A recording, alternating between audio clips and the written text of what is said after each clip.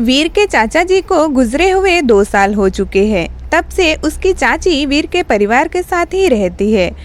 उसकी चाची बहुत ही खूबसूरत और जवान थी, लेकिन फिर भी वीर के चाचा का व्यवहार अपनी पत्नी के प्रति ठीक नहीं था। ये सब वीर ने देखा था, इसीलिए वीर के मन में अपनी चाची के प्रति एक अलग ही लगाव था।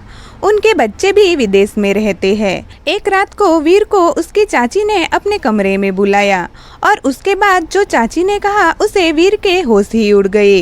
वीर 28 साल का है। वो बहुत ही सुलझा हुआ इंसान है। वीर के परिवार का गांव में बहुत ही मान सम्मान था और वो गांव का सरपंच भी है। गांव के सारे मामले वही सुलझाता है। जब उसके चाचा जी बीमार थे तब उसने और उसकी चाची ने ही उनकी बहुत सेवा की थी, लेकिन होनी को कौन टाल सकता है। उनके आखिरी दिनों में उन्होंने वीर को अपने लॉकर की चाबी देकर कहा, बेटा इसमें मेरी वसीयत है, मेरे जाने के बाद सभी परिवार वालों के बीच में इसे पढ़ना। वीर ने भी उन्हें हाँ कहा और आराम करने को कहा।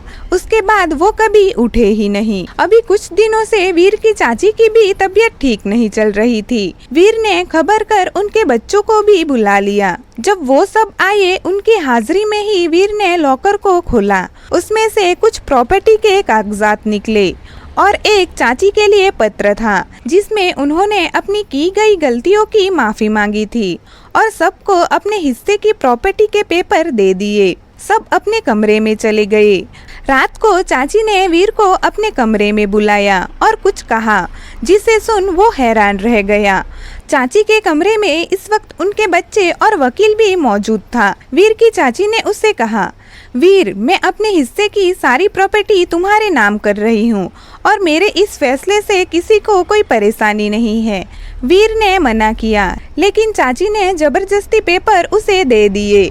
कुछ दिनों बाद उनके बच्चे भी वापस चले गए और चाची वीर और उसके परिवार के साथ ही रही।